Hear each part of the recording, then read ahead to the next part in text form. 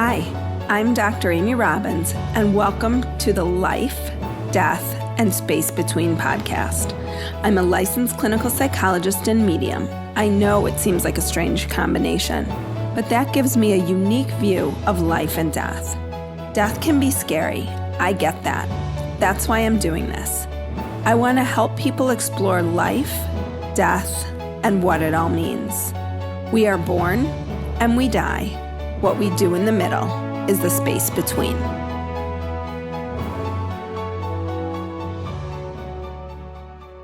Highly sought-after media expert, Dr. Michael Lennox, has been seen internationally on many television shows, beginning with the Sci-Fi Network's The Dream Team, and has also been featured on numerous network and cable television venues, including NBC's Emmy Award-winning Starting Over, Soap Talk, The Wayne Brady Show, and many others. His radio appearances talking about the power of dreams number in the hundreds. Dr. Lennox obtained his Masters and Doctorate in Psychology from the Chicago School, and his doctoral dissertation, Astrology and Personality, is published by Lambert Academic Publishing. Dr. Lennox is also the author of 3 books on dreams: Dream Sight, a dictionary and guide for interpreting any dream, Llewellyn's Complete Dream Dictionary, and Llewellyn's Little Book of Dreams. Dr. Lennox leads workshops and retreats all over the United States and conducts a worldwide private practice based in Southern California. So I welcome today Dr. Lennox to the show.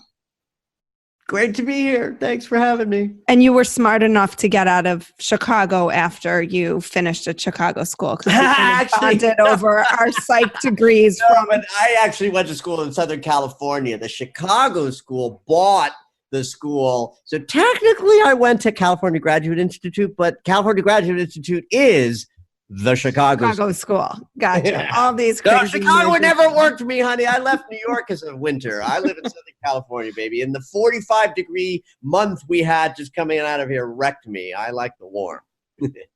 I can't say I blame you. Yeah. So today we're going to talk about dreams in multiple different variations, which I think, you have the background in psychology and spirituality, which I think lends well to a conversation about dreams. So can you talk a little bit about how you understand the various information that dreams can give us? Yeah, one of the things I love about the idea of neuroscientists discovering more and more about what's happening in the brain chemistry of sleep, the ipso facto thing that comes out of the scientific community is, well, therefore dreams have no meaning, or they have no mystical implications because we know that metabolic waste is being cleaned up in REM sleep, which is, just scientific hubris. It's just silly to me. I am imagining that we have been holding dreams as sacred for thousands and thousands and thousands of years as community, that when we began to gather around the fire, what would we talk about? There was no Real Housewives of the Serengeti to entertain us. We talked about the community and the hunt and stories that were unfolding in our world. But dreams must have been a big part of that cultural community gathering things. And imagine if you're sitting around the fire, it's 20,000 years ago, 30,000 years ago, and someone says, I had a dream about grandma. She just passed away. I had a dream about grandma. Suddenly, there's this thing called an afterlife that gets understood. I think mythology came out of, I had a dream about this sort of half horse, half human. Oh, me too. I've seen that image. And suddenly now we have mythologies and religions spinning up out of culture. I believe that dreams were the first expression of the soul's, longing as human beings to have a greater experience with the mystery that is life. So you talk about circles of interpretations of dreams. What is that? How do we use that? I think dreams, first of all, dreams cannot have a single meaning. That would be ludicrous. They're too expansive. They're too mysterious. They're too rich with stuff we don't understand or know about to say, well, they do this or they mean that. So there are perspectives about what dreams are reflecting that I think are best if we look at the different perspectives as very codifiable, different structures. I call the inner circle of interpretation the idea of looking at a dream as if it's reflecting the dreamer only. Every person in that dream, every scenario, every experience is therefore reflecting some aspect of that person's psychology, their personality, and their growing and shifting wisdom through life. But of course, dreams also, psychologists tell us this, that dreams are also reflecting our movement through our lives, our interactions with others, our experience out in the community, our relationship dynamics show up in dream conflict. But that is separate to me from the dream reflecting just the psyche. So I break these down and call it the inner circle of reflection or the outer circle of reflection so that we can perceive the dream as a different tool. I like to work specifically on this inner circle, this idea that the dream is just reflecting the dreamer, mostly because when I'm talking to someone who's having a dream and expressing it to me, they're the only one with me. Why would I be, I'm more interested in their experience of their humanity and helping them know themselves better by increasing the relationship that they have with their dreams that are so sacred and intimate and connected to a person's, inner psychology, devoid of their interactions with others. I just think that's where the richest material is available in dream work, is what is this dream saying to me about me? And so how do you see dreams as our unconscious? Working, people will say dreams, psychologists say, right? Dreams are our unconscious working through things. There's daily residue that's part of dreams. How does that all fit into your understanding of dreams? What I love about the different perspectives that one can pick up, you just mentioned a couple of them. Unconscious expressions, working out problems. It's like no matter which lens you pick up, it's a valid lens, right? Even the neuroscientist who's not interested in the unconscious expressions that I believe in, right? That person is only interested in the structural stuff that's happening in the brain. It's a perfectly valid way to look at dreams and sleeping. So I like the fact that you can pick up one of these sort of perspectives and dive totally in it. It's like if I'm working with somebody on a dream and we're well engaged in a sense of what a dream means, and then they might say, well, what about that? What if the notebook that I dropped in the hallway of the high school dream has this meaning? Because it's a terrible example. I can't come up with a codified one. No, I get it. The moment you introduce another perspective or another idea, that's actually rich and juicy because there's no such thing as a wrong or bad interpretation. So the psychologist believed that the dream is reflecting unconscious impulses. The mystic believes that the dream is reflecting the soul's longings. The scientist believes that the dream is reflecting brain detritus being worked out in metabolic waste, delivery right. to the blood-brain barrier, which is true. Well, to me, they're all true. So what is the difference then between a dream, an after-death visitation, a past life memory? Because I think yeah, okay. I think there's a past difference. Life memory. There was one other. What else? Oh, precognitive.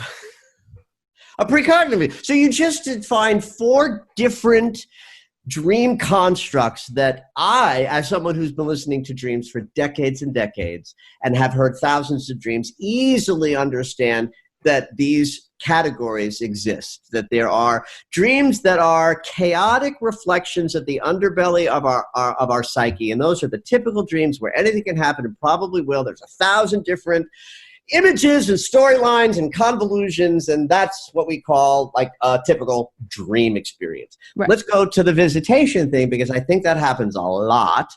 And they are very different dream experiences that happen when someone has passed away through death. Those dream experiences are completely different from the wild, chaotic ride that story narrative dreams are. They're usually singular in their scenario, singular in their expression. Often, taking place in the room that the dreamer is sleeping in. Like, it's like, I dreamt that grandma showed up in my bedroom. She just died. She didn't say anything, but she smiled and put her hand on her heart, and I knew that all was well. That's like a typical visitation dream. Couldn't be more different in their description. And once once I heard like my 160th visitation dream described to me as being specifically like that, singular in its scenario, singular in its sensation, and usually not so verbal, but like an expression of love from the deceased passing person. Well, once you hear that enough times, over and over, repeated the same sensation, dreamer to dreamer, well, now that's a thing. And so then is that not really a dream, right? Then I think it's like a mystical experience that uses the dream openness. Like, I think the significant piece there isn't the similitude of this is like a dream and this is a dream. To me, the common ground is the judging, watching, navigating ego mind that would say no to the mystical experience. I don't believe in that kind of mysticism. Well, that's asleep. It's sleeping. Right. So it's not awake to judge and say, oh, this can't be happening. And so because that mind is asleep, we are open to mystical experiences that I think are different. I think that the dream that's reflecting the unconscious is a different mystical experience than the visitation, which is, I think, even a different mystical experience than to a precognitive dream, where you dream of something that a day later or a week later comes about. But I think that because the waking mind that says no to the mystery is asleep, we are available for all of the different experiences that dreaming can bring us.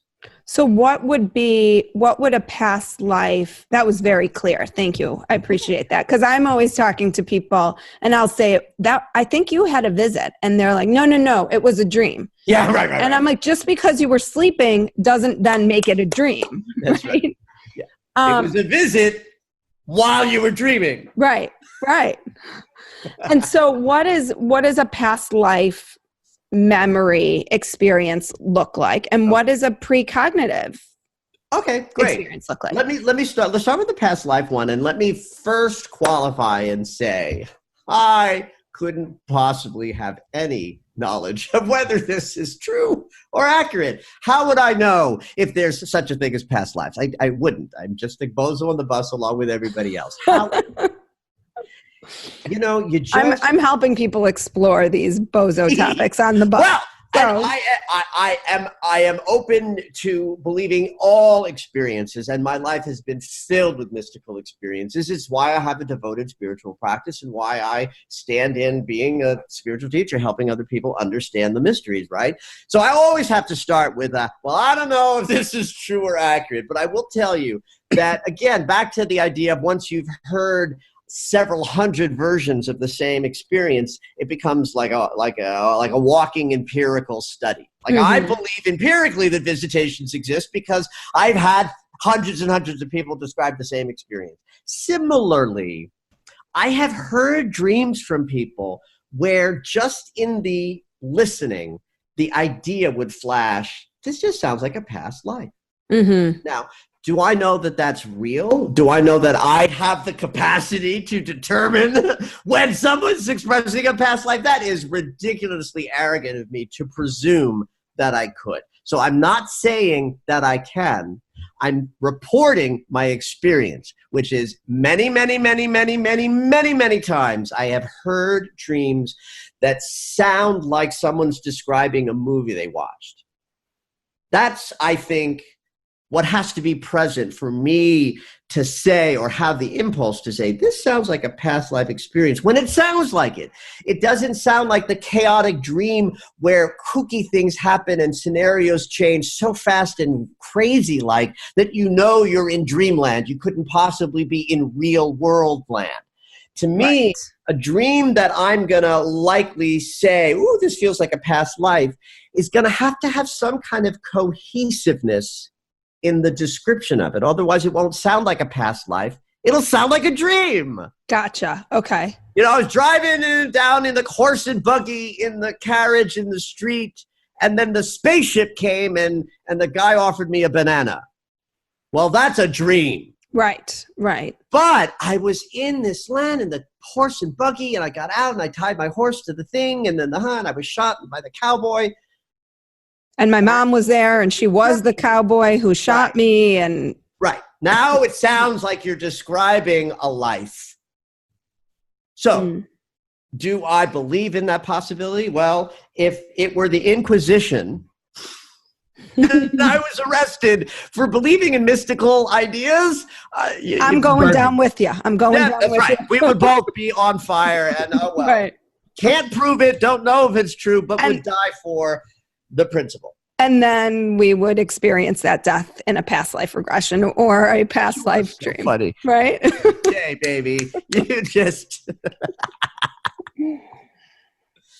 Okay, and a precognitive dream. Yeah, precognitive dreams, I will tell you this. I've been listening to dreams since I was a teenager. So let's just say that's about 40 years. Oh, come on. I'm 55. 20 years. I'm 55, honey, but thank you. Oh, honey. I'm telling you, the people who are doing this spiritual work, every time they come on and they say how old they are, they make reference to it. Because when you're lit up from within. I know. I'm like, I need to have a near-death experience where I come back and the angels have healed me. And, but I agree. No, it is. I've had the opportunity to watch dreaming and expressions around dreaming change in a social way because I have been listening to dreams actively for 40 years. So one of the things that has happened is that I have noticed years ago, I only heard from people who were reporting precognitive dreaming on occasion. And almost always that person who would say, oh, yes, I have dreams that come true, often would say, yes, and that runs in my family. My mother has that, and her mother had that, and I have that gift and that ability. So it would be very sort of localized. Mm-hmm. What I've seen happen over the years, and this doesn't surprise me, this is a hooey mystical proposition that I'm about to state, is that like usually expressed in things like the vibration is increasing or frequency is, stuff like that, which I believe is happening as well. More and more and more people are having intuitive experiences. They're being woken up to being perceptive at levels that I didn't see 40 years ago and 30 years ago, but that I started to see about 15 years ago. And now what I'm hearing more and more and more is that people are asking me, oh my God, what does it mean? I had this dream and a day or 3 days later or a week later, it happened. I believe, and I'll sort of wrap up my perspective with this, my belief about precognitive dreaming is that it's just a new way, a newly expanding way that the veil of the illusion of time is eroding. It's not like, oh my God, I'm predicting something. If that were true, then you should be terrified of every dream you ever have, which is why people usually reach out. Mm-hmm. They're like, oh, I had this dream and 4 days later it happened. Does that mean that the dream of me driving off the cliff is going to happen? Right, yeah. Right. No, I doubt it. But you are opening up to a perception experience that is easier to have in your dreams than it is when you're awake because of that mind that shuts out intuition isn't operating when we're sleeping. So I think we are all more intuitive in our dreaming experience. And time is an illusion. It's a trope, and it's a hooey statement, but it's also fact in physics that time is an illusion, and we are participating in that illusion in a way that's completely mysterious, that shows up in our dreaming experience, again, because we are open to perceiving. So why do some people remember their dreams? And then I'm going to share my experience that happened in between. Michael and I had a pre-call, and now we're talking today. But why do some people remember their dreams and some people don't? Because I said to you when we first talked, I haven't remembered dreams in months. I think there's a whole bunch of answers to this, and let's start with the fact that the primarily people are just wired differently. Here's the best example I can think of that is colloquial that I think applies. Some people have great sense of direction and some people don't. All of us live where north is north. Right? North is north. But some people have an ability to have I think it happens in the body's intelligence of just having a sense of what orientation the body is having, whereas the other person in the car might have no ability to have that. Now, I'm not saying they're the same thing. I'm just saying that I'm using one example of wiring to another. So I think that some people are more wired to remember than others. And I suspect, and this will lead me into the second piece of the answer, I suspect that part of why that is that the brain's area that is focused on the dreaming experience of visual stimuli is a different area of the brain that receives information from the eyes. Yet dreams are very visual. So think about that. Inside the brain, you're seeing stuff, right? Seems like the same activity as seeing stuff when you're awake, where if something happened when you were awake and it was big, you'd be like, oh, I'll never forget this. And you probably wouldn't, because you're awake and the part of your brain that is seeing with your eyes is also making the memory. Okay. But the dream visual imagery is happening in another part of the brain that's processing memory, that's processing the experience that is happening during REM sleep that has nothing to do with what the eyes see. So you'll be in the dream state in this vivid experience, but the moment consciousness returns and your eyes open up, that information is gone because you're simply turned in the direction of your brain navigating you through your waking life. And so for those people who never remember their dreams, that switch between states is just very abrupt. And so the person who remembers their dream simply is wired to have that state and the transition between them to be a little looser. And there's no way to improve that. I believe that everybody can improve and lengthen that window by focusing on it with intention, maybe putting the pad and paper by your bedside. Most important piece, go to that pad and paper in the morning and write something, even if there's nothing to report. That act will signal the unconscious mind that you have the intention to keep that window open longer. And you can, with intention and that behavior, create the most openness that your wiring will allow. So apparently, I set an intention, consciously or unconsciously, maybe just scheduling you, that I was going to remember a dream, because I got really excited, I think it was Saturday night, that I had a dream that I remembered.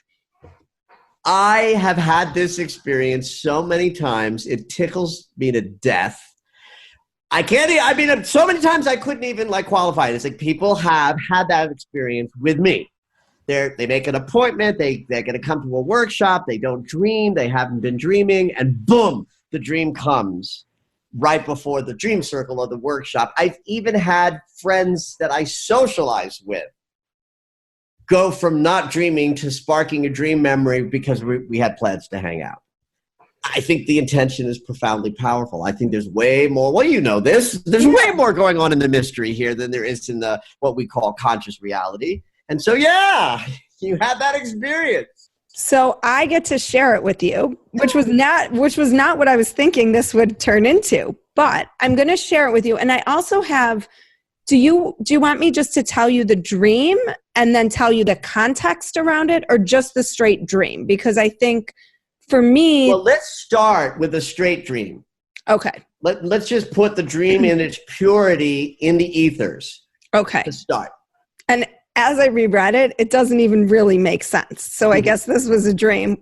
Whereas I think last night, I also had a visit from my grandma, which was much more what you talked about. Precise, exactly. Singular. Exactly. She came to me, she said, and usually this has happened to me historically, sort of before waking up. And so I remember it more clearly, but I feel like this happened in the night because it was foggier in the morning, although the experience of it was very clear. Like, she came to me, she said to me, everybody can just keep talking to me, just like you would pick up the phone and talk to me. Just keep talking to me in that way. which is very much, I mean, we are a very communicative family, and everything we do is, I mean, I talk to my mom. I'm Jewish. We talk a lot. We connect a lot, multiple times a day. My mom talked to her mom multiple times a day. So there's that piece too. But I love the instruction built into that. That sounds like a bona fide instruction from the other side. Just keep talking to me like you always do or always have, which makes sense to me from everything that I know about energy and, dimensions. And so, yay. Yeah. So that was that. Now here's the craziness. Okay. So I was in a waiting room at a hospital and everyone had to present their issues. And I had forgotten my CD with what was wrong with me. So I had to go back home and get it. And I ran home and came back. And when I got back, people were whiteboarding their problems and circling where they were feeling pain in their bodies. And when I left, the waiting room was empty. And when I came back, it was filled with people. Wait, here's where it gets funky. And I'm going to have to sing on the podcast. The Bryan Adams song that goes, "Baby, you're all that I want, and I'm lying here in your arms." Oh, yeah. Don't judge my vocals. Was playing. And I got back and I gave the CD to someone. And when I did, someone else was presenting their case. And she was drawing on the board and there were like 10 numbers and all these different places. And she described where and when she felt pain. And it was this weird pattern on this whiteboard. And that was all I could remember. What's the theme of the song? Like, I don't know the song well enough to be able to sort of tell you, like, what's the message of the song? I don't even know. I know that there's some part that says, like, you're in heaven, like that part to it. All right. Okay. And you're lying here in my arms. Isn't it hard to believe you're in heaven, or something like that? Okay. Well, it's interesting because whatever the message of the song is, it does seem to have an impact on you. What did you make of the dream, since you are a psychologist and on your own path? Let's hear what you made of it, and then I'll sort of weigh in on anything that sort of, So there were two. It felt to me like a daily residue dream in a lot of ways, like an amalgam of a couple of things. Sure. One was that I recently did have to go to the hospital. I had an exam. I forgot the CD. I had to go back. So that was all. Got it. So that was all very literal reflection stuff. Yes. Right. The other piece is that I am working on putting together a workshop, and I keep talking about how I've been trying to whiteboard it, and I can see it very clearly in my mind, but I can't seem to get from my mind out to translate the meaning of what is in my mind, if that makes sense, which is rare for me. Normally, I can very clearly visualize how something should look in concrete form and translate that like that. Wow. So, oh gosh. This has been a place where I've been stuck, and yeah. And the waiting room was empty when I left to go get my CD, and was very full the next time I had to come back for my appointment. And so how would you describe such a dream if it were also talking about thoughts that you have that declare that things are wrong? Like making justification that I have a problem that needs to be fixed, as opposed to working on a more spiritual approach of trust and surrender that all... Here's why I'm asking this question. It's a good question. It's a fair question. Well, if I start with I'm in a waiting room, then I know that some process is not quite happened. I'm waiting for a healing to begin. I'm in a hospital waiting. Right? So I know that one thing that the dream, this is inner circle stuff, right? Okay. Which also includes, by the way, when you describe what you're working on in terms of navigating through thoughts that can be structured to address things you want to help teach about healing, that makes sense too. Waiting room, hospital waiting room. Right. So both perspectives are well supported by the the way the dream starts. Okay? Mm-hmm. But when I think of just the pure, like, universal thoughts about, okay, what do people in dreams represent? They represent aspects of the dreamer. What if you're in a crowded waiting room? Each one of those people that show up in the dream is like a thought that you are having that says something's wrong with me that needs to be fixed. Right, right. That initially there's nothing wrong with you that needs to be fixed until you're like, oh, wait a minute, I forgot my CD of complaints. Right, that shows what's wrong with me. That's right. Let me go get it to prove that there's stuff that's wrong with me. And then when you do, suddenly now your waiting room is filled with thoughts that you are having that something is wrong. So the way that I'm sort of framing the inner is more existential. Right, right. But just as sort of valid, you know, like the existential of like, am I standing in a place that knows that there's nothing really wrong with me enough to be able to teach other people whatever version you would have of teaching other people that they're, you know, that their minds are telling them they're in challenge when, you know, sometimes that's how we free ourselves from the challenges of perspective change. Right? So that's in the dream on all three levels. Well, and what's interesting as you're saying that is that what I was there for was something that lots of people fear is something wrong with them. And so it was a cancer center, you know, so, and I actually wasn't worried that there was anything wrong with me, but had this CD that told me I needed to get checked further and had the, you know, these other things that all express this need to be examined more clearly. What I love about this is that like there's several roads that we could go down. So like if we were in a clinical setting or a, you know, a setting where I was helping you unpack the dream and you were investigating different areas of your consciousness, no matter what road we go down, there's something rich to unpack. That's the beauty of dreams. But you can only have that experience if you approach the dream work from the perspective of there is no right way, there is no wrong way. Right. My belief is our dreams just want us to have more interaction with them, have a relationship with them. One of the ironies of this, and I think I might have shared this with you on our pre-call, is that when I interpret somebody's dream in a setting like this, it is a kind of, you tell me your dream, I tell you what it means, and then you have an aha going like, oh my God, that makes so much sense. And then that winds up looking like dream work. But that's not dream work. That's just what I do. Dream work is anything that will get you in consideration of your dreams. And there isn't necessarily going to be an aha of, oh my God, I know exactly what this dream means. Now I'm happy. Right. And that's resolved. Right. There's richness in simply being someone who is in relationship with your unconscious, with the mystery, with the dream world. And that relationship is what leads to a richer life, not the aha, I figured it out. Right. I mean, this is why we do what we do as therapists, right? Is to make our unconscious conscious, make our unconscious aware of why we are reacting and responding to things the way that we are so we can grow and heal. That's right.